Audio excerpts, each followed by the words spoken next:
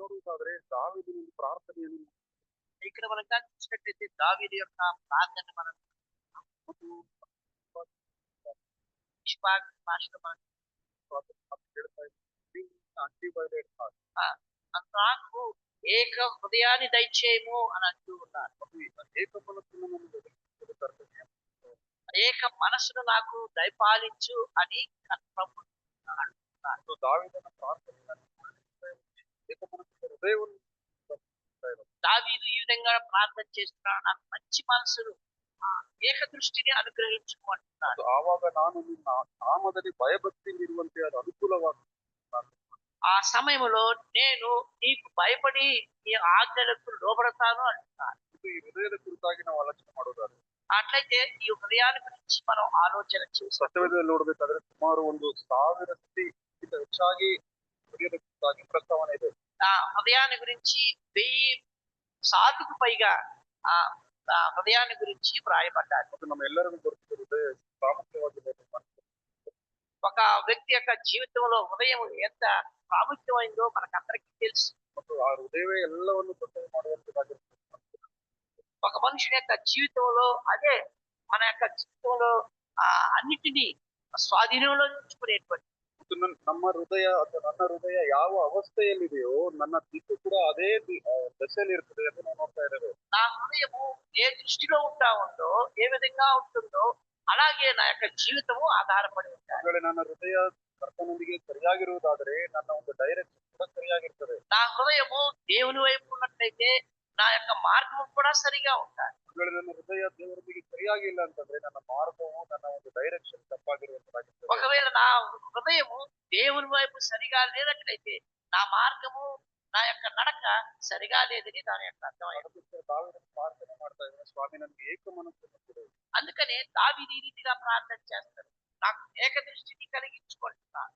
ಮನುಷ್ಯನ ಹೃದಯವನ್ನು ನಾವು ನೋಡುವುದಾದ್ರೆ మనుషుల హృదయాన్ని మనం చూసినట్లయితే ಯೆರೆಮೀಯನ ಪ್ರವಾದನ ಗ್ರಂಥ ఇర్మియా గ్రంథంలో మనం చూసినట్లయితే 17ನೇ ಅಧ್ಯಾಯ 12వ అధ్యాయం 17ನೇ అధ్యాయ 17వ అధ్యాయం 9వ వచనం 17వ అధ్యాయం మనకు బాగా తెలిసినటువంటి మాట. 9వ వచనాన్ని మనం హృదయము అన్నిటికంటే మోసకరమైనది, అది ఘోరమైన వ్యాధి కలది, దాన్ని గ్రహింపగలవాడేవాడు.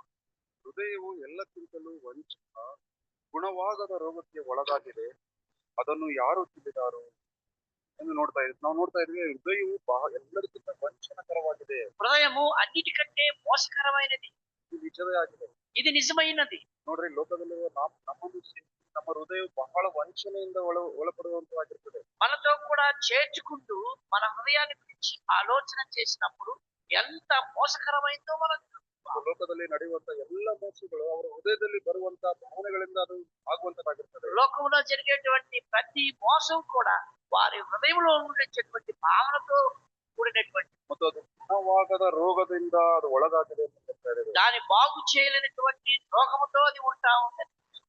ಯೇಸು ಸ್ವಾಮಿ ಇನ್ನೊಂದು ಮಾತನ್ನು ಹೇಳ್ತಾರೆ. ప్రభువైన యేసుక్రీస్తు ఒక మాట చెప్తాడు. మార్కను బರೆದ ಸುವಾರ್ತೆ మార్కు సువార్తలో 7ನೇ అధ్యాయ 7వ అధ్యాయంలో 21 నుంచి 23 వచనాలు మనం చూసినట్లయితే మార్కు సువార్త 7వ అధ్యాయం 21 నుంచి 20 వచనం నుంచి మనుషుల లోపల నుండి బయలువెళ్ళినది మనుషుల అపవిత్రపరచడం. లోపల నుండి అనగా మనుషుల హృదయములో నుండి దురాలోచనలను, చారత్వములను, దొంగతనములను, నరహత్యలను, వ్యభిచారములను, లోభములను, చెడుతనములను, కృత్రిమమును, కామవికారమును, మత్సరమును, దేవదోషణయు, అహంభావమును, అవివేకమును వచ్చును. ఈ చెడ్డవన్నీ లోపల నుండే బయలువెళ్ళి మనుషుని అపవిత్రపరచునని ఆయన చెప్పారు. ಮನುಷ್ಯರನ್ನು ಹೊಲೆ ಮಾಡುವಂತದ್ದು ಒಳಗಡೆ ಹೃದಯದಿಂದ ಬರುವಂತದ್ದಾಗಿದೆ ಎಂದು ಸ್ವಾಮಿ ಜ್ಞಾಪಕ ಮಾಡ್ತಾ ಇದ್ದಾರೆ. మనుషుని అపవిత్రపరిచేది హృదయంలో నుండి వచ్చేది అది. ಒಬ್ಬ ವ್ಯಕ್ತಿ ತಪ್ಪಾದ ಒಂದು ದಾರಿಯಲ್ಲಿ ಇದ್ದಾನಂತಂದ್ರೆ, ఒక వ్యక్తి తప్పైన దారిలో ఉన్నాడు అంటే ಆತನ ಹೃದಯ ಸರಿಯಾಗಿಲ್ಲ ಅಂತ ಅರ್ಥ. అతని హృదయం సరిగా లేదని మనం. ಮತ್ತು ಆತನ ಹೃದಯವು ಈ ರೀತಿ ಎಲ್ಲ ಒಂದು ದುರಾಶೆಗಳಿಂದ ತುಂಬಿದೆ ಎಂದು ಸ್ವಾಮಿ ಜ್ಞಾಪಕ ಮಾಡ್ತಾ ಇದ್ದಾರೆ. కాబట్టి హృదయంలో ఉన్నటువంటి అన్ని కూడా ఇక్కడ వ్రాయబడినవన్నీ కూడా నిండి ఉన్నదని చూస్తున్నాడు. ಅದಕ್ಕೋಸ್ಕರ ದಾವೀದನು ಹೇಳ್ತಾ ಇದ್ದಾನೆ, అందుకని దావీదు చెప్తున్నాడు, ನನಗೆ ಒಂದು ಏಕ ಮನಸ್ಸು ಅನ್ಡಿವೈಡೆಡ್ ಹಾರ್ಟ್. అందుకనే దావీదు అంటున్నాడు, నా హృదయము ఏక దృష్టి లేకపోతే ఇటు అటు తిరగకుండేటువంటి హృదయం దయచేయబడి ನಮ್ಮ ಎಲ್ಲರಿಗೂ ಗೊತ್ತಿದೆ. మనకందరికీ తెలుసు. ಅದು ರಾಜವಿನ ಹೃದಯ ಅಂತ ಹೇಳಿ ಒಂದು ಪತ್ರಿಕೆ ಬರ್ತಾ ಇದೆ. రాజు నేను ఒక చార్ట్ వచ్చేది, పెద్ద చార్ట్ లేకపోతే కూడా ఉండేది. ಆ ಒಂದು ಬುಕ್ ಅಲ್ಲಿ ನೋಡೋದಾದ್ರೆ ఆ బుక్ గాని చూసినట్లయితే ಒಂದು ಆ ಒಂದು book ಅಲ್ಲಿ ವಿಧ ವಿಧವಾದ ಒಂದು ಪ್ರಾಣಿಗಳು ಇರ್ತಾ ಇವೆ.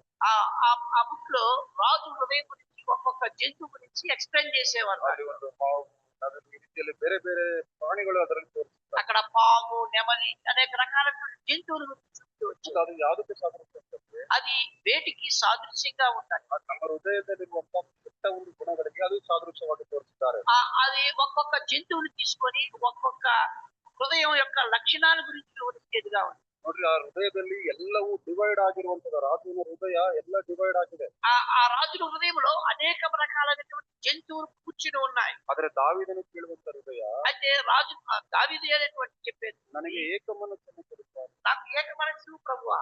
ನಮ್ಮ ಹೃದಯ ಯಾವ ರೀತಿಯಲ್ಲಿದೆ ನಾವು ಪರಿಶೀಲನೆ ಮಾಡ್ಬೇಕು. అట్లయితే మన హృదయం ఎలాగా ఉందో మనం పరిశీలన ಸೊ చేస్తాం. ನಮ್ಮ ಹೃದಯದಲ್ಲಿ ದೇವರಿಗೆ ಸ್ವಲ್ಪ ಸ್ಥಾನವನ್ನು ಕೊಟ್ಟು ಮನುಷ್ಯರಿಗೆ ಸ್ವಲ್ಪ ಸ್ಥಾನ ಕೊಡ್ತಾ ಇದ್ದಾರೆ, అట్లయితే మన హృదయంలో దేవునికి కొంచెం ఇచ్చి మనుషులకు కొంచెం ఇచ్చేవారు ఉన్నామా? ಅಥವಾ ಇನ್ನ ಒಂದು ನಮ್ಮ ಉದ್ಯೋಗಗಳಿಗೆ ಸ್ವಲ್ಪ ಸ್ಥಾನವನ್ನು ಕೊಡ್ತಾ ಇದ್ದೇವೆ, లేకపోతే మనం పనిచేసే విధానానికి దానికి కొంచెం సమయం ಅಥವಾ ఇస్తున్నాం, ಹಣಕ್ಕೆ ಹೆಚ್ಚಾಗಿ ಪ್ರಾಧಾನ್ಯತೆ, ಹೃದಯದಲ್ಲಿ ಸ್ಥಾನ ಹೆಚ್ಚಾಗಿ ಕೊಡ್ತಾ లేకపోతే ಇದ್ದೇವೆ. మనం సంపాదన కొరకు డబ్బుల కొరకు మన యొక్క హృదయానికి స్థానం ఇస్తున్నాము. ದಾವೀದನಿಗೆ ಹಣ ಅಥವಾ ಯಾವುದೇ ಕೊರತೆ ಇರಲಿಲ್ಲ, ಅದನ್ನು ಕೊಡ್ಬೋದಾಗಿತ್ತು. ಆದ್ರೆ ದೇವರಲ್ಲಿ ಆತನು ಪ್ರಾರ್ಥನೆ ಮಾಡ್ತಾ ಇದ್ದಾನೆ, ನನಗೆ ಏಕ ಮನಸ್ಸನ್ನು ಕೊಡುತ್ತಾರೆ. అట్లయితే దావీదుకి ఆ డబ్బుల గురించి లేకపోతే ధనం గురించి అవసరత లేదు.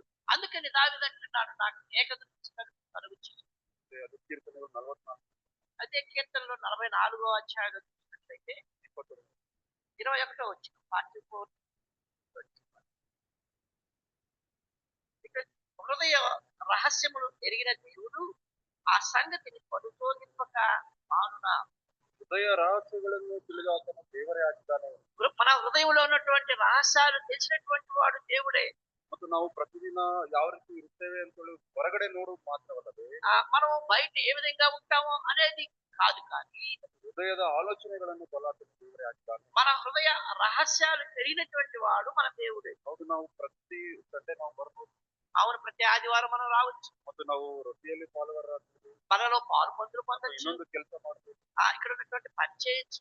ಎಲ್ಲವನ್ನು ಮಾಡಿದ್ರು ಕೂಡ ನಮ್ಮ ಹೃದಯವನ್ನು ಪರಿಶೀಲಿಸುವ ದೇವರೇ ಆಗಿದ್ದಾನೆ. ఇవన్నీ చేసినప్పటికీ కూడా మన హృదయాన్ని పరిశీలన చేసేవాడు దేవుడు. ನೋಡ್ರಿ, ಎಂತ ಒಂದು ಜ್ಞಾನವುಳ್ಳ ವ್ಯಕ್ತಿ ಕೂಡ ಒಬ್ಬೊಬ್ಬರ ಹೃದಯವನ್ನು ಪರಿಶೀಲನೆ ಮಾಡಲಿಕ್ಕೆ ಸಾಧ್ಯ ಇಲ್ಲ. ఈ లోకంలో ఎంత జ్ఞానం కలిగినటువంటి వ్యక్తి అయినప్పటికీ కూడా ఎదుటి వ్యక్తి యొక్క హృదయాన్ని పరిశీలన చేయలేదు. ಅದು ಕೇವಲ ದೇವರಿಂದ ಮಾತ್ರವೇ ಸಾಧ್ಯವಾಗಿರುತ್ತದೆ. అది దేవుని యొక్క నుంచి మాత్రమే సాధ్యం అవుతాయి. ಇನ್ನೊಂದು ವಚನವನ್ನು ಹೇಳ್ತಾ ಇದ್ದಾನೆ, ದೇವರು ಹೊರಗಡೆ ಇರುವ ರೂಪವನ್ನು ನೋಡುವುದಿಲ್ಲ, ಹೃದಯವನ್ನು ಆತನು ನೋಡ್ತಾನೆ. మరి యొక్క భాగంలో చూస్తున్నాం, ఆయన బాహ్యం కన్నా కూడా ఆంతర్యాన్ని చూసే దేవుడు.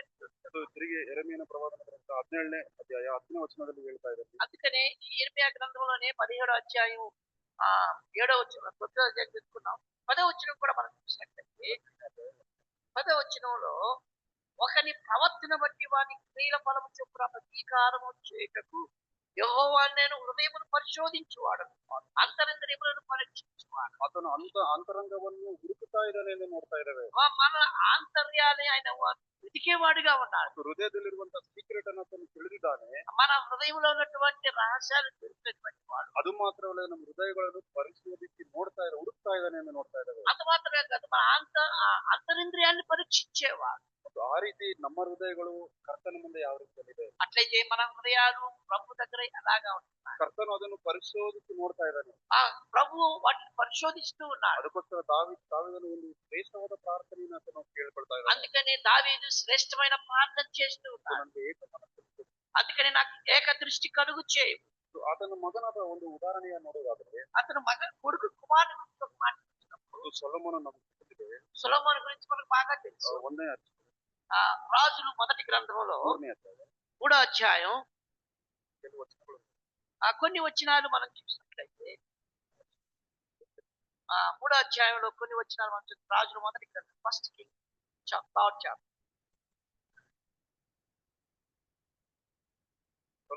ಕೆಲವು ವಚನ కొన్ని వచనాలు చదువుతున్నాం.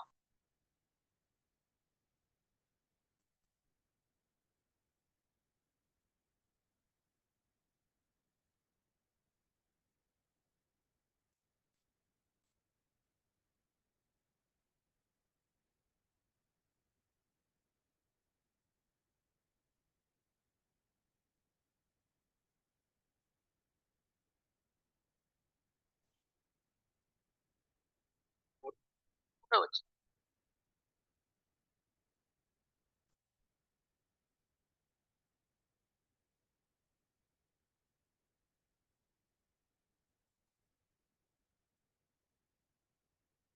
ನಾವಿಲ್ಲಿ ನೋಡ್ತಾ ಇದ್ದೇವೆ మనం ఇక్కడ చూస్తున్నాం ಮತ್ತು ಸೊಲೊಮೋನನು ರಾಜನಾಗಿ ಆತನು సొలొమోను రాజుగా ఉన్నాడు. ಮತ್ತು ಆತನು ಏನ್ ಮಾಡ್ತಾ ಇದ್ದಾನೆ ಅಂತಂದ್ರೆ ಆತನು ಆಳ್ವಿಕೆಗೆ ಬಂದ ನಂತರ అతడు ఎప్పుడైతే పరిపాలనకు వచ్చాడో 3ನೇ ವಚನದಲ್ಲಿ ಹೇಳಲ್ಪಟ್ಟಿದೆ మూడో వచనంలో మనం చూస్తాం ಆತನು ಯೆಹೋವನನ್ನು ಪ್ರೀತಿಸಿ ತನ್ನ ತಂದೆಯಾದ ದಾವೀದನ ವಿಧಿಗಳನ್ನು ಕೈಗೊಳ್ಳುವವನಾಗಿ ಆತನು ನಡೀತಾ ಇದ್ದಾನೆ. ఆ సొలొమోను యెహోవా యందు ప్రేమించి తన తండ్రి అయిన దావీదు నియమించిన కట్టడలను అనుసరిస్తూ ఉన్నాడు. ಮತ್ತು ಕರ್ತನು ಆತನಿಗೆ ಪ್ರತ್ಯಕ್ಷನಾಗುವಾಗ ఆ దేవుడు అతనికి ప్రత్యక్షమైనప్పుడు ಆತನು ಒಂದು ಪ್ರಾರ್ಥನೆಯನ್ನು ಕೇಳ್ತಾನೆ, అతడు ఈ విధంగా ప్రార్థన చేస్తున్నాడు. ನನಗೆ ಜ್ಞಾನವನ್ನು ಕೊಡು, ನಿನ್ನ ಜನರನ್ನು ಆಳ್ವಿಕೆ ಮಾಡಲಿಕ್ಕೆ. ఈ ప్రజలను ఏలుటకు నాకు జ్ఞానము దయచేయి. ಮತ್ತು ಅದರ ನಿಮಿತ್ತವಾಗಿ ಆತನು ಜ್ಞಾನವನ್ನು ಮಾತ್ರವಲ್ಲದೆ అంత మాత్రమే దానితో పాటుగా దేవుడు జ్ఞానం మాత్రమే కాదు, ಆತನಿಗೆ ಧನ ಐಶ್ವರ್ಯಗಳನ್ನು ಸಮಾಧಾನವನ್ನು ಒದಗಿಸಿಕೊಡ್ತಾನೆ. అతనికి కావాల్సినటువంటి ధనాన్ని ఐశ్వర్యాన్ని సమాధానాన్ని ఇచ్చాడు. ಇದೆಲ್ಲವೂ ನಮಗೆ ತಿಳಿದಿದೆ. ఇవన్నీ కూడా తెలుసు. ಅವನು ಜ್ಞಾಪಕ ಮಾಡ್ತಾ ಇದ್ದಾನೆ. ఆ జ్ఞాపకం చేస్తూ ఉన్నాడు. ಆತನು ಭೂಮಿ ಮೇಲಿರುವ ಎಲ್ಲರಿಗಿಂತ ಒಂದು ವೈಸೆಸ್ಟ್ ಪರ್ಸನ್ ಆಗಿದ್ದಾನೆ ನೋಡ್ತಾ ಇದ್ದಾರೆ. ఆ దినాల్లో కానివ్వండి, ఆ దినాల్లో ఉన్నటువంటి రాజులందరికంటే కూడా జ్ఞానవంతమైనటువంటి రాజుగా ఉన్నాడు. ಆತನು ಒಂದು 40 ವರ್ಷ ಆಳ್ವಿಕೆಯಲ್ಲಿ అతని 40 సంవత్సరాల పరిపాలనలో ಎಲ್ಲ ಕಡೆ ಸಮಾಧಾನ ಯುದ್ಧವನ್ನು ಮಾಡಲೇ ಇಲ್ಲ. ఆ యుద్ధమే చేయకుండా సమాధానం కలిగి ఉన్నాడు. ಸೊ ಆತನು ಪ್ರಾರಂಭವಾಗಿ ದಾವೀದನು ಮತ್ತು ದಾವೀದನ ದೇವರಾದ ಯೆಹೋವನನ್ನು ಆತನು ಪ್ರೀತಿಸುವುದನ್ನು ನೋಡ್ತಾ ಇದ್ದಾನೆ. ఆ ప్రారంభ దినాల్లో దావీదు నియమించిన కట్టడలను దేవుని యందు ప్రేమించి ఉన్నాడు. అతని కురిತಾಗಿ ಒಂದು ವಚನ ಬರೆಯಲ್ಪಟ್ಟಿದೆ. అతని గురించి ఒక మాట రాయబడ్డది. 10ನೇ ಅಧ್ಯಾಯ. ఇదే రాజుల మొదటి గ్రంథం 10వ అధ్యాయంలో 24వ వచనంలో మనం చూసినట్లయితే అతని హృదయమందు దేవుడు ఉంచిన జ్ఞానవాక్కులు వినుటకై లోకులందరూ అతన్ని చూడకూడదు. ನೋಡ್ರಿ, ಆತನ ಹೃದಯದಲ್ಲಿ ಏನನ್ನು ಇಟ್ಟಿದ್ದಾನೆ ದೇವರು? అతని హృదయంలో ఏం పెట్టాడు దేవుడు? ಜ್ಞಾನ ವಾಕ್ಯವನ್ನು ದೇವರು ಇಟ್ಟಿದ್ದಾನೆ. జ్ఞాన వాక్కులను పెట్టాడు. ಅಂತ ಒಂದು ವಾಕ್ಯಗಳನ್ನು ಕೇಳಲಿಕ್ಕೆ ಪ್ರಪಂಚವೆಲ್ಲ ಬರ್ತಾ ಇದೆ. అతని జ్ఞాన వాక్కులు వినడానికి లోకంలో ఉన్న వారందరూ వచ్చారు. ಆತನ ಹೃದಯದಲ್ಲಿ ದೇವರ ಜ್ಞಾನ ವಾಕ್ಯವನ್ನು ಇಟ್ಟಿದ್ದಾನೆ. అతని హృదయంలో జ్ఞాన వాక్కులు పెట్టాడు. ಆತನು ದೇವರು ದಾವೀದನ ದೇವರಾದ ಯೆಹೋವನನ್ನು ಪ್ರೀತಿಸ್ತಾ ಇದ್ದಾನೆ. ఎందుకనంటే అతడు దేవుడైన యెహోవాను ప్రేమిస్తూ ఉన్నాడు. అదే 1ನೇ అరసులు 9ನೇ అధ్యాయ. అదే ఇదే రాజుల మొదటి గ్రంథం 9వ అధ్యాయంలో 4-5 వచనాలు మనం చూసినట్లయితే, నీ తండ్రి అయిన దావీదు నడుచున్నాడు, నీవును యథార్థ హృదయుడు అయి నీతిని బట్టి నడుచుకుని నేను నీకు సెలవిచ్చినంతటి ప్రకారం చేసి నా కట్టలను విధులను అనుసరించిన ఎడల నీ సంతతిలో ఒకడును ఇశ్రాయేలు మీద సింహాసనం ఉండక మానడని నీ తండ్రి అయిన దావీదునకు నేను సెలవిచ్చున్నట్టు ఇశ్రాయేలు మీద నీ సింహాసనం చిరకాలమునకు స్థిరపరచు. ನೀನು ಪೂರ್ಣ ಮನಸ್ಸಿನಿಂದ ನನ್ನ ತಂದೆಯಾದ ದಾವೀದನಂತೆ ನೀನು ಹುಡುಕುದಾದರೆ ನಾನು ನಿನಗೆ ಚಿರಕಾಲವೂ ಒಂದು ಒಂದು ಸಿಂಹಾಸನವನ್ನು ಏರ್ಪಡಿಸ್ತೇನೆ ಎಂದು ವಾಗ್ದಾನ ಮಾಡ್ತೇನೆ. నీ తండ్రి అయిన దావీదు ప్రేమించినట్లయితే నీ సింహాసనం మీద ఎల్లప్పుడూ ఒకరు స్థిరంగా ఉంటాడని చెప్తున్నాడు. ಮತ್ತು ಸೊಲೊಮೋನನು ಆತನು ಪ್ರಾರಂಭದಲ್ಲಿ ಆ ರೀತಿಯಲ್ಲೇ ಮಾಡ್ತಾನೆ.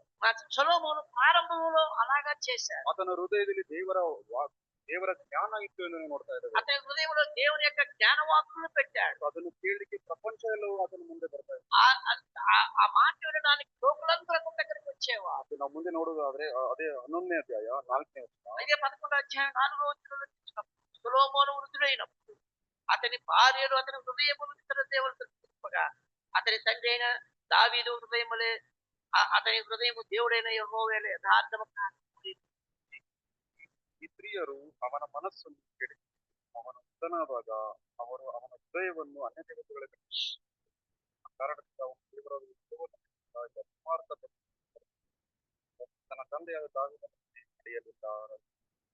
ఈ విధంగా మనం చూస్తా ఉన్నాం. ಆತನ ಹೃದಯವು ಯಾವ ರೀತಿ ಮಾರ್ಪಡಿಸಲ್ಪಟ್ಟಿದೆ, అతని హృదయం ఏ విధంగా మార్పు చెందబడ్డాడు. ಅದಕ್ಕೋಸ್ಕರ ದಾವೀದನ ಪ್ರಾರ್ಥನೆ ಆದಾಗ ಸ್ವಾಮಿ ನನಗೆ ಐ ವಾಂಟ್ ಅನ್ಡಿವೈಡೆಡ್ ಹಾರ್ಟ್. అందుకని దావీదు ఏక దృష్టి అటు ఇటు తిరగనటువంటి మనసు నాకు దయచేయమని దావీదు ప్రార్థన చేస్తాడు. సొలొమోనను ప్రారంభವಾಗಿ ಅದೇ ಹೃದಯವನ್ನು ಹೊಂದಿದ್ದಾನೆ. ఆ సొలొమోను ప్రారంభంలో అటువంటి హృదయం కలిగి ఉన్నాడు. ಆತನ ಹೃದಯದಲ್ಲಿ ಬಹು ಜ್ಞಾನ ಇದೆ. అతని హృదయంలో జ్ఞానవాక్కులు ఉన్నాయి. ಆದ್ರೆ ಆತನ ವೃದ್ಧಾಪದಲ್ಲಿ ಬರುವಾಗ అతను వృద్ధయ్యేటప్పుడు ಆತನ ಹೃದಯವು ಯೆಹೋವನಿಂದ ತಿರುಗಿಸಲ್ಪಟ್ಟಿದೆ.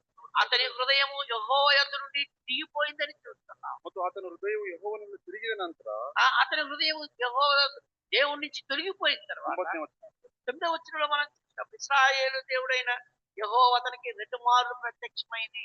అతను 2 సార్లు ಯೆಹೋವನು అతనికి ಕಾಣಿಸ್ತಾ ಇದ್ದಾನೆ 2 పర్యాయాలు అతనికి ప్రత్యక్షమవుతున్నాడు దేవుడు. ಮತ್ತು ಹೇಳ್ತಾ ಇದ್ದಾನೆ, చెప్తున్నాడు, నీవు ఇతర దేవతలను వెంబడింపకూడదని అతనికి ఆజ్ఞాపించినది. సొలొమోను హృదయము ఆయన ఎదురు నుండి తొలగిపోయెను. యెహోవా తనకిచ్చిన ఆజ్ఞలను అతను గైకొనకపోగా యెహోవా అతని మీద కోపగించెను. ನೋಡ್ರಿ, ಯೆಹೋವನ ಕೋಪ ಸೊಲೊಮೋನನ ಮೇಲೆ ಬಂತು. ఆ యెహోవా యొక్క కోపము సొలొమోను మీదకి వచ్చింది. ನೋಡ್ರಿ, ಆತನ ಹೃದಯ ಅನ್ಡಿವೈಡೆಡ್ ಆಗಿರುವಂತ ಹೃದಯ ಡಿವೈಡ್ ಆಗೋದನ್ನ ನೋಡ್ತಾ ಇದ್ದೇವೆ. అతను ఏక దృష్టి కలిగిన హృదయము ఇప్పుడు మార్పు చెందినటువంటి హృదయంగా ಅದು ఉంది. ಮಾತ್ರವಲ್ಲ, ಅನ್ನ ದೇವತೆಗಳಿಗೆ ಆತನ ಯಜ್ಞವನ್ನು ಸಮರ್ಪಿಸ್ತಾ ಇದ್ದಾನೆ. అది మాత్రం అన్ని దేవతలకు అతడు బలి నర్పిస్తూ ఉన్నాడు. ತನ್ನ ಹೃದಯದಲ್ಲಿ ಇತರ ದೇವತೆಗಳಿಗೆ ಅವಕಾಶವನ್ನು ಸೊಲೊಮೋನನು ಕೊಡ್ಲಿಕ್ಕೆ ಪ್ರಾರಂಭ తన ಮಾಡಿದ್ದಾನೆ. హృదయంలో దేవుడు తొలగించి ఇతర దేవతలకు అతడు అవకాశం ఇచ్చాడు. ತನ್ನ ಹೃದಯದಲ್ಲಿ ಸ್ವಲ್ಪ ದೇವರನ್ನು ಇಟ್ಕೊಂಡಿದ್ದಾನೆ. ಅನ್ಯ ದೇವತೆಗಳನ್ನು ಕೂಡ ಆತನು ಯಜ್ಞವನ್ನು ಅರ್ಪಿಸ್ತಾ ಇದ್ದಾನೆ. కాబట్టి కొంత దేవుణ్ణి పెట్టుకున్నాడు, కొంత అన్ని దేవతలకు ఇస్తూ ఉన్నాడు సొలొమోను హృదయం. 11ನೇ వచనం ನೋಡೋದಾದ್ರೆ, 11వ వచనంలో చూసినప్పుడు, నేను నీతో చేసిన నా నిబంధనలను కట్టలను నీవు ఆచరించకపోవటగా నేను కనుగొంటున్నాను కనుక ఈ రాజ్యం నీకు ఉండకుండా నిశ్చయముగా తీసివేసి నీ దాసునికి ఇచ్చేదను. ಯೆಹೋವನ ಕೋಪ ಏನ್ ಮಾಡ್ತದೆ, ನಿನಗೆ ಅನ್ಡಿವೈಡೆಡ್ ಹಾರ್ಟ್ ಇದ್ದಾನೆ, ನಿನ್ನ ಹಾರ್ಟ್ ಡಿವೈಡ್ ಆಗಿದೆ, ಅದಕ್ಕೋಸ್ಕರ ನಿನ್ನ ರಾಜ್ಯವನ್ನು ಕೂಡ ನಾನು ವಿಭಜಿಸ್ತೇನೆ ಎಂದು ದೇವರು ಹೇಳ್ತಾ ಇದ್ದಾನೆ. నీకు ఏకదృష్టి లేదు, నీకు ఒకే మనసు లేదు కనుక నీవు హృదయము వేరైపోయింది కనుక అలాగే నీ రాజ్యము కూడా భాగిస్తున్నానని చెప్తున్నాడు. ಯಾವ ರೀತಿಯಲ್ಲಿ ನೀನು ಇತರ ದೇವತೆಗಳನ್ನು ಸೇರಿಸಿಕೊಂಡು ನಿನ್ನ ಹೃದಯವನ್ನು ವಿಭಾಗ ಮಾಡಿಕೊಂಡಿದೆಯೋ ಅದೇ ರೀತಿಯಲ್ಲಿ ನಿನ್ನ ರಾಜ್ಯ ವಿಭಾಗವಾಗ್ತದೆ ಅಂತ ಹೇಳ್ತಾ ಇದ್ದಾನೆ. ఏ విధంగా నీ హృదయంలో అన్ని దేవతలను చేర్చుకున్నావో అలాగే నీ రాజ్యము కూడా భాగింపబడతానని చెప్తున్నాడు. ಆದ್ರೆ ಸೊಲೊಮೋನನು అయితే సొలొమోను ಆತನ ಒಂದು ಪ್ರಾರ್ಥನೆಯನ್ನು ಆತನು ಮಾಡಿಲ್ಲ. అయితే అతను తిరిగి ప్రార్థన చేసిన వాడు కాదు. ರೋಮಪುರದವರಿಗೆ ಬರೆದ రోమిలకు రాసిన పత్రిక 2ನೇ 2వ అధ్యాయం 5. 5వ వచనం. రోమన్స్ 2:5.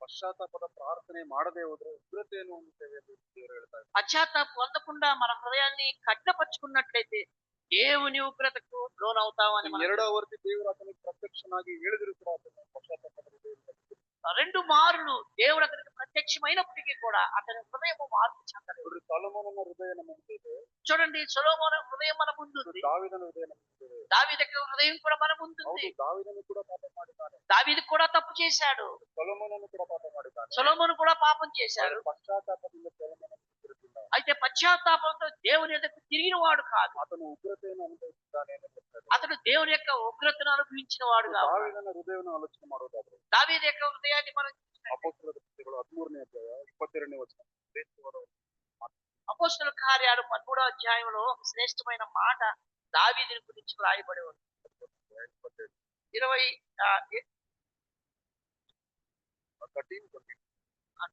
22వ వచనాల్లో మనం చూసినట్లయితే, తరువాత అతన్ని తొలగించి దావీదును వారికి రాజుగా ఏర్పరిచాను. మరియు ఆయన, నేను యెష్షయి కుమారుని దావీదును కనుగొని అతడు నా ఇష్టానుసారుడైన మనుష్యుడు, అతడు నా ఉద్దేశములని నెరవేర్చని చెప్పి అతని గురించి సాక్ష్యం ఇచ్చాను. ಆತನು ನನ್ನ ಹೃದಯಾನುಸಾರ ಇಷ್ಟವಾಗಿರುವ ವ್ಯಕ್ತಿಯಾಗಿದ್ದಾನೆ ಎಂದು ಹೇಳ್ತಾರೆ. అతడు నా హృదయానుసారుడు, నాకు ఇష్టమైనటువంటి మనుష్యుడు. He is a man after my own heart అని దేవుడు చెప్తాడు. నా హృదయానుసారుడు, నా తర్వాత నా ఉద్దేశాన్ని సఫలపరిచేవాడు.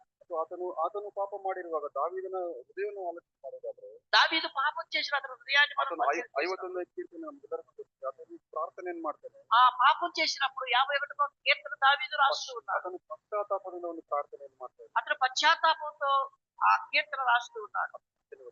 10వ వచనాన్ని మనం చూసినట్లయితే 51:10లో, ದೇವರೇ ನನ್ನಲ್ಲಿ ಶುದ್ಧ ಹೃದಯವನ್ನು ನಿರ್ಮಿಸಿ, దేవా నా యందు శుద్ధ హృదయము కలుగు చేయము, ನನಗೆ ಸ್ಥಿರಚಿತ್ತವನ್ನು ಅನುಗ್ರಹಿಸಿ ನನ್ನನ್ನು ನೂತನಪಡಿಸಿ. నా అంతరంగంలో స్థిరమైన మనసును నూతనంగా పుట్టించు. ನೋಡ್ರಿ, ಆತನು ಹೃದಯದ ಕುರಿತಾಗಿ ಆಲೋಚನೆ ಮಾಡ್ತಾ ಇದ್ದಾನೆ ದಾವೀದನು. చూడు, దావీదు తన హృదయాన్ని గురించి ఆలోచించాడు. ದಾವೀದನಿಗೆ ಗುರುತಿತ್ತು, ನನ್ನ ಹೃದಯ ಸರಿಯಾಗಿರುವುದಾದ್ರೆ ಎಲ್ಲವೂ ಸರಿಯಾಗ್ತದೆ. చూడండి, నా హృదయం సరిగా ఉంటే అన్ని కూడా సరిగా ఉంటాయని ಮತ್ತು చెప్తున్నాడు. ಈ ದೇಹಕ್ಕೆ ಒಂದು ನಮ್ಮ ಕಣ್ಣುಗಳು ಯಾವ ರೀತಿ ಬೆಳಕಾಗಿರ್ತದೋ, మన దేహానికి కన్నులు ఏ విధంగా వెలుగుగా ఉంటున్నాయో, ಈ ದೇಹಕ್ಕೆ ಪ್ರಾಣವು ಹೃದಯವಾಗಿರ್ತದೆ. కాబట్టి ఈ దేహానికి మన హృదయము ప్రాణమై ఉన్నది. ನಮ್ಮ ಹೃದಯವು ದೇವರೊಂದಿಗೆ ಅನ್ಯೋನ್ಯವಾಗಿ ಸರಿಯಾಗಿರುವುದಾದ್ರೆ మన హృదయము దేవునితో అన్యోన్యంగా సరిగా ఉన్నట్లయితే ನಮ್ಮ ಜೀವಿತವು ಸರಿಯಾದ ಡೈರೆಕ್ಷನ್.